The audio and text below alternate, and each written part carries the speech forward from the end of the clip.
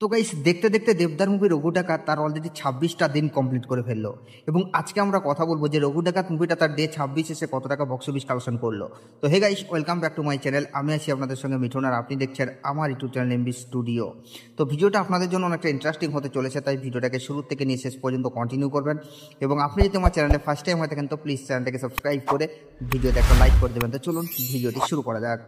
তো গাইস, যেমনটা আমি আপনাদেরকে ভিডিও শুরুতেই বললাম যে রঘু ডাকাত এই মুভিটাকে কিন্তু আর থামিয়ে রাখা যাচ্ছে না, কারণ এই মুভিটা এখনও পর্যন্ত বাংলার বক্স অফিসে নিজের দাপটটাকে কায়েম রাখতে পেরেছে। তাছাড়া এখন আমরা জানি Hindi plus south Indian movie release হয়েছে, তার সত্ত্বেও কিন্তু এই মুভিগুলো দেবদার মুভি রঘু ডাকাতকে বাংলার বক্স অফিসে আটকাতে পারছে না। দেবদার মুভি রঘু ডাকাত কিন্তু সাউথ ইন্ডিয়ান বলিউড মুভিকে টক্কর দিয়ে একটা মারাত্মক লেভেলের বক্স অফিস কালেকশন নিয়ে আসছে। এবং শুধুমাত্র রঘু ডাকাত নয়, সেখানে কিন্তু দেবী চৌধুরানী মুভিটাও আছে। এই মুভিটাও কিন্তু জোর কদমে টক্কর দিচ্ছে সাউথ এবং বলিউড মুভিকে।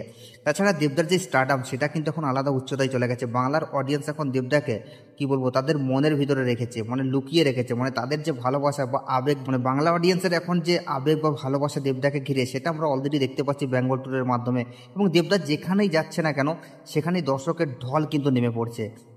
তো এই মুহূর্তে দাঁড়িয়ে কিন্তু বাংলায় যে মেগাস্টার ট্যাগটা দেবদাকে দেওয়া হয়েছে সেটা কিন্তু পুরোপুরি তার একটা আমরা হাইপ দেখতে পাচ্ছি যে মেগাস্টার কাকে বলে। এবং এইগুলো আমরা সাধারণত সাউথ ইন্ডিয়া এবং বলিউডে দেখতে পেতাম, কিন্তু এখন দেবদা বাংলার বুকে সেই ক্রেজটা তৈরি করতে পেরেছে। এবং এই জন্যই তো আমরা দেবদাকে মেগাস্টার বলছি। এতদিন তো আমরা শুধুমাত্র বাংলার বক্স অফিস কিং বলতাম, কিন্তু এখন দেবদা যে জায়গায় চলে গেছে ভাই, সত্যি আলাদা লেভেলের, আর থামানো যাবে না। তো গাইস, যাই হোক, এখন আমরা কথা বলবো যে এই দেবদার মুভি রঘু ডাকাত তার অলরেডি 26টা দিন কমপ্লিট করে ফেলেছে। তো ডে 26 এসে মুভিটা কত টাকা আয় করলো।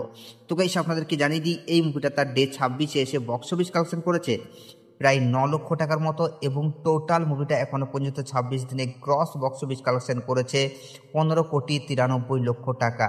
তো গাইস, এই মুভিটার বক্স অফিস কালেকশন নিয়ে আপনাদের কি মতামত আপনারা নিচের কমেন্টে অবশ্যই জানাবেন, কারণ আপনাদের মতামত জানা আমাদের জন্য অবশ্যই জরুরি। আর সাবস্ক্রাইব করে দাও নেক্সট ভিডিওর জন্য।